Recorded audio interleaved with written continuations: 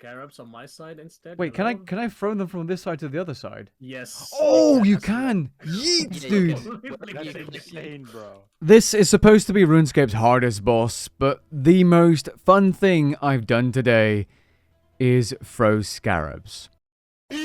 While I'm not a fan of bosses that cannot scale down to solo, today I had a lot of fun. And in this video I'd like to talk about my first impressions and first kills at Amascut the Devourer. Whenever you're ready, grab your cup of tea, sit back, relax, and enjoy.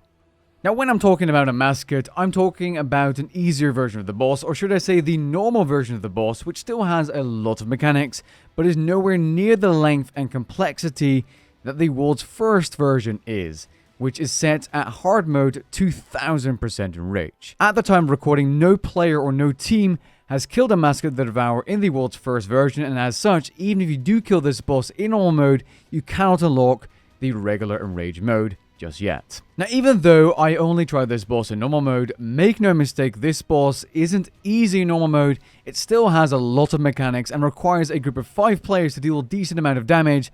Otherwise, you'll probably be in a lot of pain. This is also one of those bosses where coordination is key, and having dedicated rules is simply going to make your life easier. For example, one player on each side in the second phase goes into the portal and removes and attacks the chains, at which point they'll see a blue bar charging, and then players inside the arena on opposite sides need to click the statue of said minor god every time that player kills a chain and sees a blue bar. This is indicated by the statues glowing yellow or gold instead of green, by the way. If you click it when it's green, everyone takes typeless damage. I think it's like 2.4k normal mode. Ouch. Wait, hold on. So, wait. And let me tell you, this thing has very reactive click boxes. Big ouch. Now, after removing 3 chains, the player inside the dimension clicks the minor god, and then needs to run without mobility abilities to the other side of the arena to cleanse the bar charging up. The next time round you need to do this, you'll actually need to do the exact same thing. First of all, you need to kill the corrupted gorillas before you can even enter these dimensions. And then one player needs to go inside, do the exact same thing, but then another player needs to stun and kill scarabs to flip them over, pick them up, and then throw them inside the portal, which you can do across the entire map, by the way, as the player inside the portal needs to use those scarabs to be able to attack the NPC inside, and to be able to attack each of the chains. So you need to throw in 4 scarabs at proper timing, depending on when the player inside is ready. In the meantime, you'll be attacked by Salawa Axe, and, well, if you're with 5 players, your base tank or your tank can also throw in some scarabs, depending on who needs them. So, as long as you're coordinating, or as long as you're communicating, I should say, things should be fine. In terms of the damage you take from the boss, it doesn't seem to be all that bad. I believe the base tank takes way more damage for the tank, the one who's Voked the boss.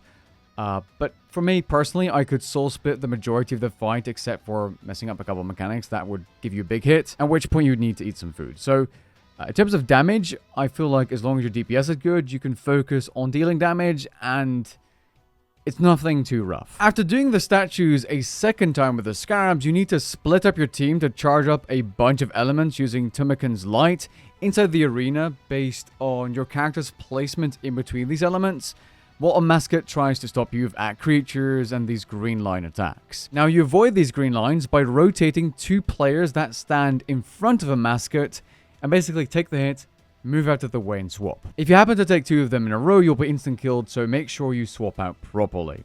Now, once you get used to this mechanic, and that's what I really enjoyed, you can kind of rotate and also help the base tank or the 5th player charge up another element, which just makes it, I don't know, I just really like this mechanic. It felt refreshing, and the teamwork element really added up in terms of fun. After charging up all the elements, Amascut will enter her final normal mode phase, in which she rapidly swaps quarters and calls out a single player's name in the chat. That player then needs to stand between her and Tumikin really quickly, otherwise people will take a hit and Tumikin will lose the bar, and if you mess up too many times, people will die, or you'll need to redo the part where you need to charge up the elements and take the green line attack. I'm not exactly sure how this works just yet, but movement and a reactive team are very important for this phase because it's really fast. You don't have that much time to react, and you still need to make sure you're dealing as much damage as possible in this phase to get it over quickly, because the chances of you messing up are quite high.